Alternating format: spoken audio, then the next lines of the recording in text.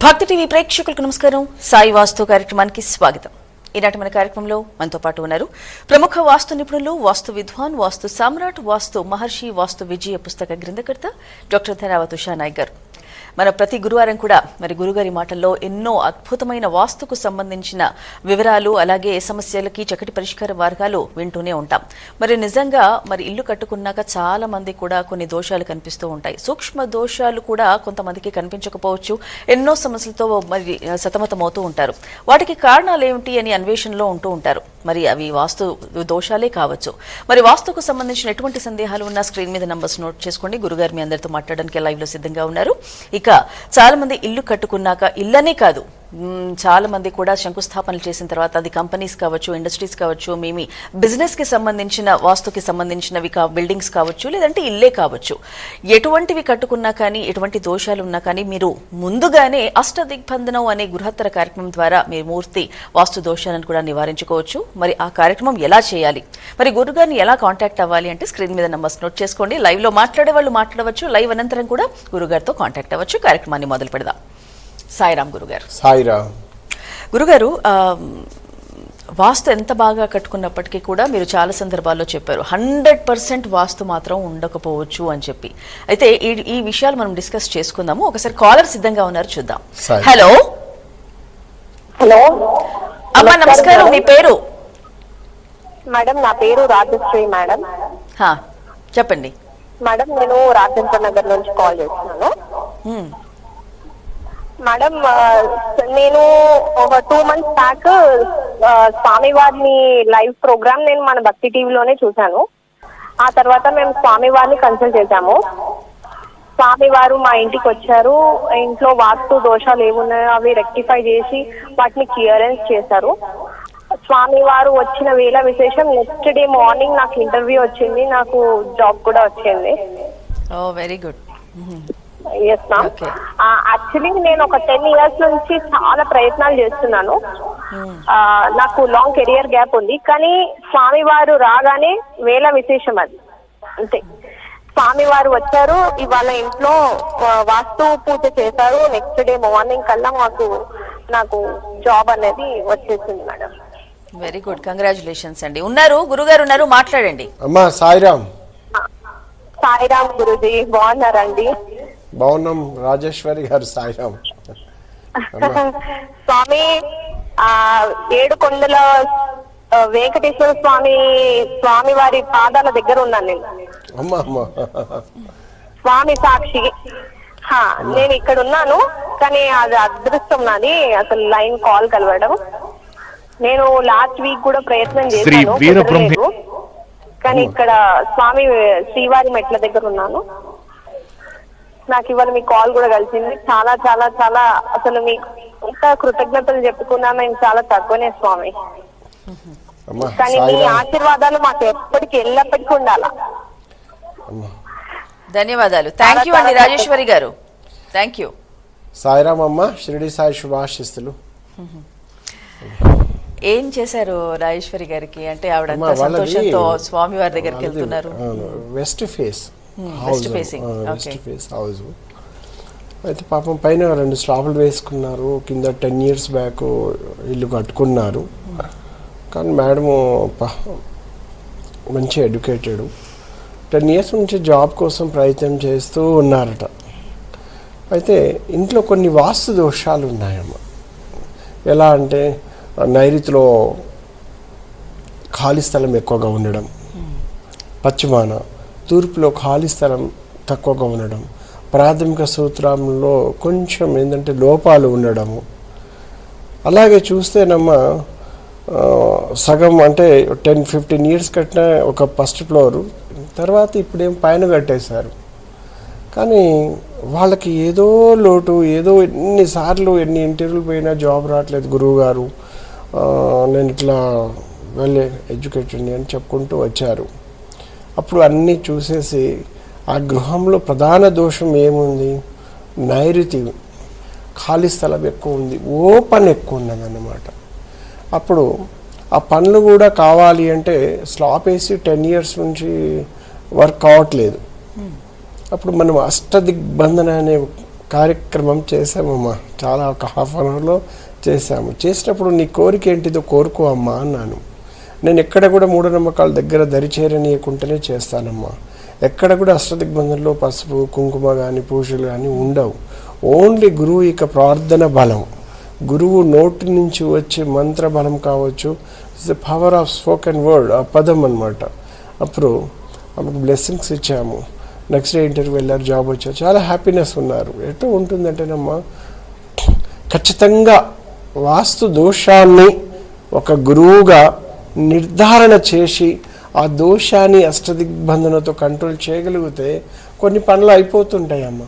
ఎందుకంటే ఆటంకాలు రాకుండా ఉంటాయి. అందుకనమ్మా ఎప్పుడు కూడా గృహము జీవకళ లేకున్నా, జీవశక్తి లేకున్నా, అలాగే మనం చూస్తే ప్రాథమిక సూత్రాలకి అనుకూలంగా లేనప్పుడు కలిగే బాధలు చాలా భయంకరంగా ఉంటాయమ్మా. ఎందుకు అంటే మనం చదువుకొని ఇంట్లో కూర్చుంటే ఎంత బాధ ఉంటుంది.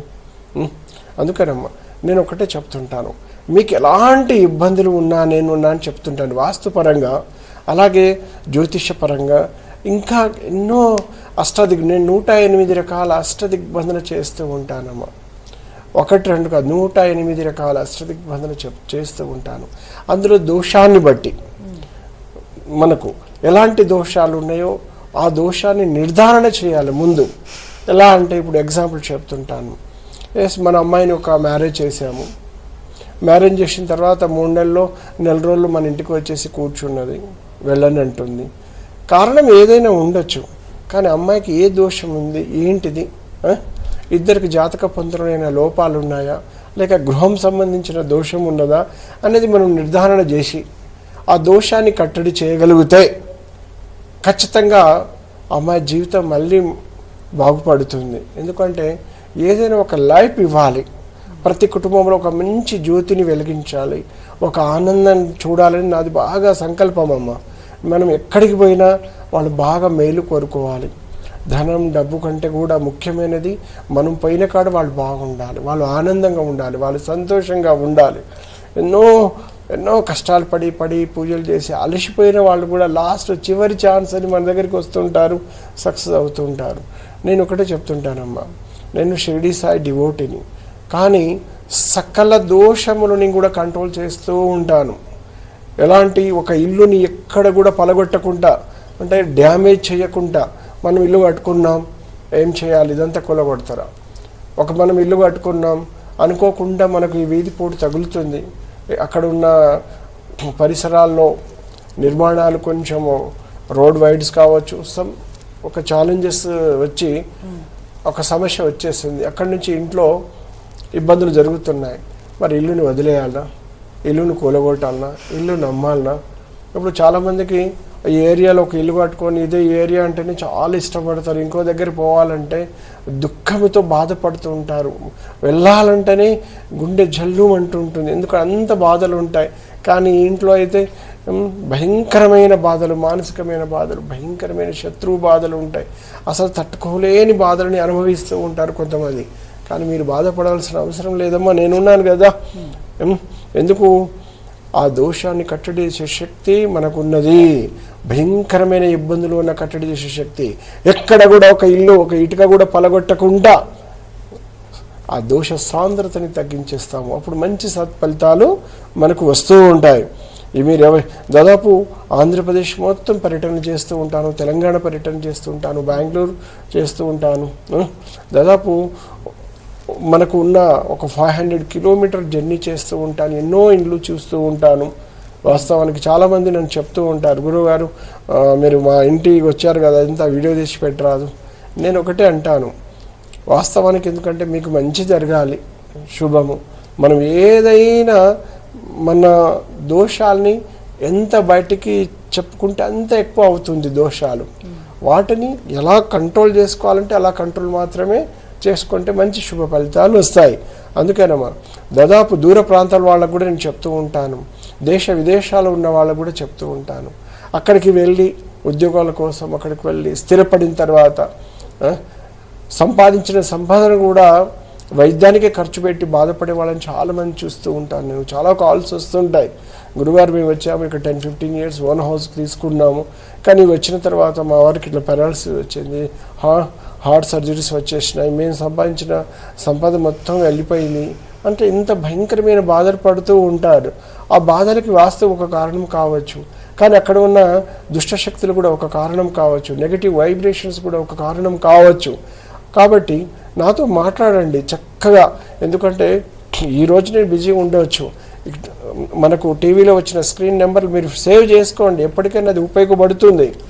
ఎందుకంటే మీ నెంబర్ సేవ్ చేసుకోండి, మీకు ప్రశాంతం ఉన్నప్పుడు నాతో కాల్ చేయండి. ఖచ్చితంగా మా కాల్ చేసే వాళ్ళందరికీ కూడా మా ఆఫీస్ తరఫున కానీ మా తరఫున ఖచ్చితంగా మేము జవాబుదారీతనంగా ఉంటాము.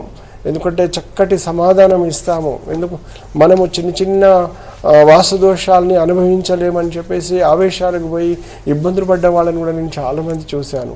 అందుకని దయచేసి ఎవరైనా మన దేశపరంగా కావచ్చు, ప్రపంచపరంగా కావచ్చు, మనకి ఏదైనా ఇబ్బందులు ఉన్నాయంటే వాస్తు దోషం కావచ్చు, జాతక దోషాలన కావచ్చు, ఇంకా ఇతరేతర ఏదైనా విష ప్రయోగాలు కావచ్చు, చెడు ప్రయోగముల వలన కూడా ఏదైనా మనకు కుటుంబంలో ఇబ్బంది జరుగుతుందంటే మీరు బాధపడకండి, నేనున్నాను. ఇక్కడి నుండి కూడా అష్టదిగ్బంధన చేసి ఎంత దూరమైన నేను కొరియర్ చేయగలను. సాయిరామ్.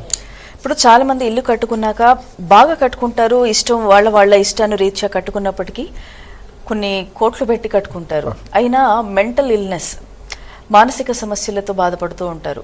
అసలు సంతోషం అనేదే ఉండదు ఆ ఇంట్లో, కానీ చూడడానికి ఇల్లు చాలా గొప్పగా ఉంటుంది, కానీ వాళ్ళు బాగుండరు. కారణాలు ఏమిటి అసలు? సాయిరామ్ అమ్మా, వాస్తవానికి కొన్ని ఇండ్లు చూడడానికి చాలా అందంగా మనం కట్టుకుంటామమ్మా, కానీ అందులో వెళ్ళిన తర్వాత అవి కొన్ని హింట్స్ ఇస్తూనే ఉంటాయి. వెళ్ళిన తర్వాత అంటే వాహనాలను పోగొట్టుకోవడము, వ్యాపారాల్లో పెట్టుబడులు అనవసరంగా మోసపోవడం, ఇలాంటివి మనకు జరుగుతున్నాయంటే ఖచ్చితంగా ఆ ఇంట్లో ఫలానా దోషాలు, ఆగ్నేయ దోషాలు ఉన్నాయని మనం ముందు గుర్తించాలమ్మా. ఆగ్నేయానికి అధిపతి అగ్నిదేవుడమ్మ.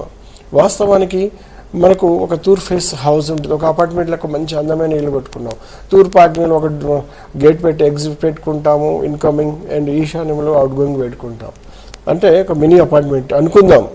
కానీ వచ్చేసి ఎప్పుడైతే మనకు ఆగ్నేయంలో గేటు ఉందనుకోండి, అలాంటి గృహాలు మన నివాసం ఉన్నప్పుడు ఖచ్చితంగా కారు, ఆస్తులు, పరువు, పేరు, ప్రతిష్ట ఏమీ లేకుండా అంటే అన్నీ అనుభవించి ఒక క్లాస్నెస్ కోసం పోయి ఒక 3 నెలలు కాదండి 6 నెలల్లో నష్టపోయిన వాళ్ళని నేను చాలామంది చూశాను. 3 అంటే అన్ని ఏం లేకుండా సర్వం చేసిన వాళ్ళని కూడా చూశానమ్మా. ఎందుకంటే ఒక్కొక్క దోషం ఉంటుంది. వాస్తు దోషాలు ఇప్పుడు కొన్ని దోషాలు ఉంటాయి,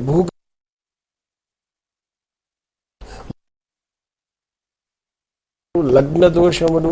అంటే ఉదాహరణకు చెప్తుంటానమ్మా, ఎప్పుడైనా కూడా ఒక భూమి పూజ శంకుస్థాపన చేసి బంధమైన ఇల్లు కడతాం, కానీ ఆ భూమి లోపల భూగర్భ దోషాల గురించి మనం తెలుసుకోలేకపోతాం. ఎన్నో శల్య వాస్తు దోషాలు ఉంటాయి. కొంతమంది పాత ఇల్లుని మొత్తం పలగొట్టేసి అందులోనే పాత మట్టిని మొత్తం లోపల పెట్టేసి పూజ చేస్తుంటారమ్మ. అలా కాకుండా అక్కడ ఏదైనా చిన్న అక్కడ అంటే దగ్గరపాటులో చిన్న జీవాలమ్మ, అంటే చిన్న శూనికాలు కావచ్చు, ఒక పిల్లి కావచ్చు, పాములు కావచ్చు, ఎలుకలు కావచ్చు. ఈ గృహ నిర్మాణం శంకుస్థాపన చేసి ఈ కాలమ్స్, ఈ మట్టి వర్క్ చేసుకునేటప్పుడు అంటే ఇవన్నీ గ్రౌండ్ వర్క్ చేసేటప్పుడు ఎన్నో జాగ్రత్తలు తీసుకోవాల్సిన బాధ్యత మనకు ఉన్నది. అవి ఏం చేస్తాయి అంటేనమ్మా, అక్కడ ఇరుక్కోని చనిపోవడము, ఆ మట్టిలో ఉండిపోవడము, ఇలాంటివి ఉన్నప్పుడు ఏమవుతుందంటే ఆకస్మికంగా ధన నష్టాలు జరగడము, భయభ్రాంతులు అవ్వడము, దుస్వప్నములు రావడము, ఇలాంటి భయంకరమైన శల్యవాస్తు దోషం కిందకి ఎన్నో రకాలు ఉంటాయమ్మా. కొన్ని స్థలాల్లో ఎట్లా అంటే సర్పాలు ఏదో వచ్చి చిక్కుకుంటాయి, ఆ మట్టిలోనే ఉండిపోతాయి. కానీ అలాంటి గృహంలో ఎట్లా అంటే ఒక భూత ప్రేత పిశాచ బాధలు పడుతూ ఉంటారమ్మా. ఎందుకంటే బయట ఎన్నో సర్పాలు మనం పోతుంటాయి, చూస్తుంటాం, మనం లైక్ తీసుకుంటున్నాం. ఇప్పుడు ఉదాహరణ చెప్తున్నాం, ఒక నాగుపాము ఇట్లా నడుచుకుంటూ పోయినప్పుడు ఫస్ట్ మొదటి అడుగు అంటే ఆ నడకని కూడా తొక్కేసిపోతే కూడా అది సర్పదోషము. అంటే ఎంత భయంకరంగా ఉంటుందంటే అంత భయంకరమైన దోషములు మీరు బాధపడుతూ ఉన్నప్పుడు స్వప్నములో జనరల్గా ఏదైనా పిచాచులు ఉన్నట్టు అవన్నీ హింట్స్ ఇస్తూ ఉంటాయి అన్నమాట. దుస్వప్నములు వస్తున్నాయంటే ఖచ్చితంగా భూగర్భ దోషాల కిందకి తీసుకోవాలి. ఇల్లంతా వాస్తుకు ఉంటుంది, కానీ భూగర్భ దోషములు లోపల ఉండే శల్య దోషాలను వీళ్ళు మనం గమనించము. ఎంతో వర్క్ అవుతుంది, ఎంతో అంటే గ్రౌండ్ వర్క్ అంటే, కానీ ఆ గ్రౌండ్ వర్క్లో పర్యవేక్షణ చేసుకోవాల్సిన బాధ్యత మనకున్నది. ఎందుకంటే ఒక ఎన్నో జీవాలు ఉంటాయి, 1-2 కాదు, మనం చెప్పలేం కదండి. అవి భూమి లోపల ఇరుక్కున్నప్పుడు ఎన్నో సమస్యలకు దారితీసే అవకాశం ఉంది.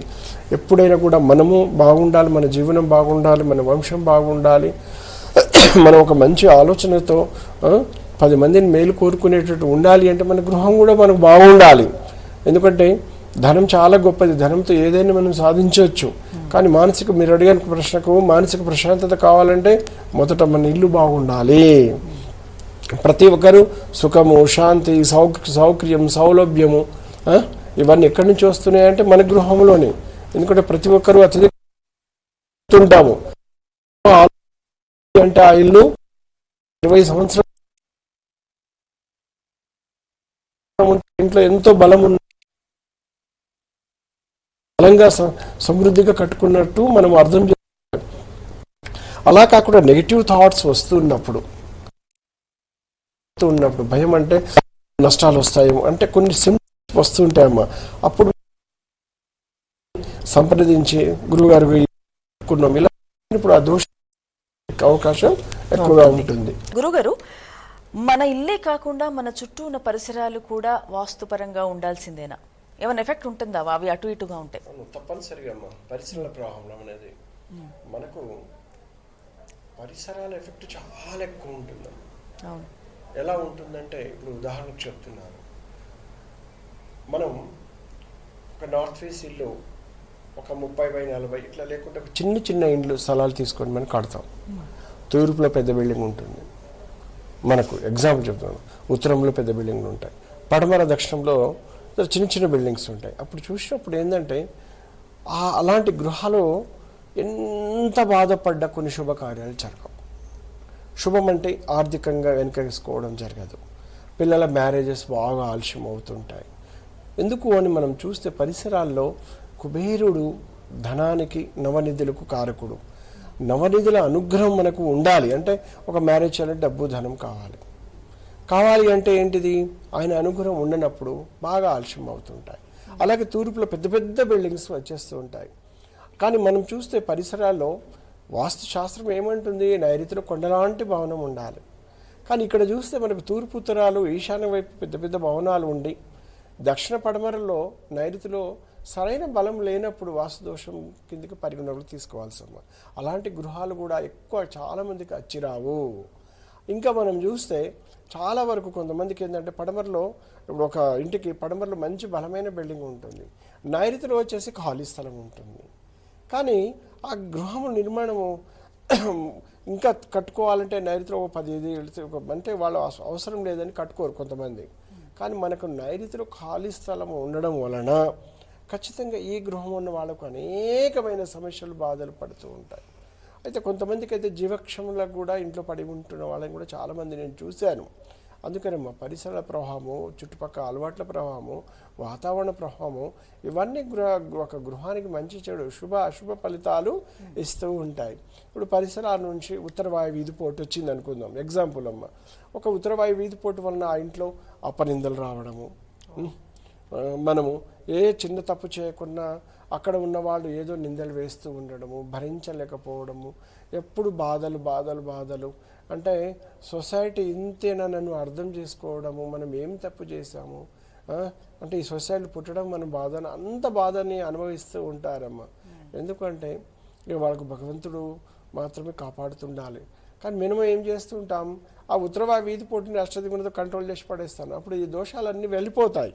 అందుకేనమ్మా ఒక నైరుతి కొన్ని స్థలాలకు ఎట్లా ఉంటుందంటే ఇల్లు ఆస్తుకు ఉంటుంది, రోడ్డు వచ్చేసి నైరుతి బాగా పల్లమై ఉంటుందమ్మా. వీళ్ళ సంపద మొత్తం కొట్టుకొని పోయినట్టు వరద ఏమీ లేకుండా చేస్తుంది, ఆస్తులు కూడా వెళ్ళిపోతాయి. మేము ఆస్తుకి కట్టుకున్నామండి, మేము ఏం సంపాదించుకున్నాం అంటారు. ఏమీ ఉండదండి అంటాను నేనైతే. ఎందుకు అంటే ఉదాహరణ చెప్తున్నాము, నైరుతి స్థలం అంటే పడమర రోడ్డు ఉండి దక్షిణం రోడ్డు ఉన్న స్థలాన్ని నైరుతి స్థలాలు. అందులో టీ జాయింట్స్ ఉంటాయి, అందులో ఎక్స్ రోడ్స్ ఉంటాయి. మనకు రోడ్ అన్ని క్లియరెన్స్ ఉన్నా కూడా ఆ రోడ్లు అనేది ఎలా ఉండాలంటే చక్కగా తూర్పు ఉత్తరాలకు పల్లం ఉన్నప్పుడు కీర్తి, పేరు, ప్రతిష్టలు వస్తాయి.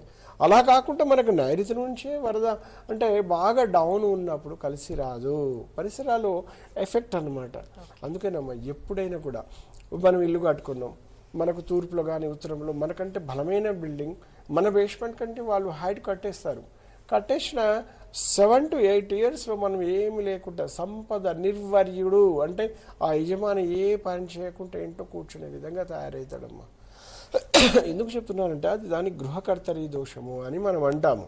గృహకర్తరి దోషం వలన ఎంతమంది ఇబ్బంది పడ్డారో నాకు తెలుసమ్మా. నేను స్వయంగా 30 years నుంచి చూస్తూనే ఉన్నాను. అలా ఉన్నప్పుడు ఏంటంటేనమ్మా నేను ఒకటే చెప్తాను, వాస్తు దోషాలు మనకు మన గృహానికి పీడించకుండా చేసేది అష్టదిగ్బంధనం. ఎందుకంటే కంట్రోల్ చేసి పడేస్తాం. ప్రతిదానికి ఒక మార్గం ఉన్నది, మార్గం లేదు అని కాదు కదా. అందుకనమ్మా ఏదైనా వాస్తు దోషాలు పీడిస్తున్నాయి గృహంలో, ఎగ్జాంపుల్ చెప్తున్నాను, ఎంత కష్టపడ్డ సంపాదించింది మొత్తం వైద్యశాలకు వెళ్ళిపోవడము, కష్టపడ్డ సొమ్ము మొత్తము వాస్తవానికి వాళ్ళకి వీళ్ళకంటే నమ్మకంగా ఇచ్చి పోగొట్టుకోవడము, మధ్యవర్తికి వేచి మన ఆస్తులు పోగొట్టుకోవడం, ఇలాంటి కారణాలు వాస్తు కూడా ఒక కారణం అమ్మ. ఎందుకంటే వాళ్ళ ఇంట్లో పోయి చూస్తూ ఉంటాను.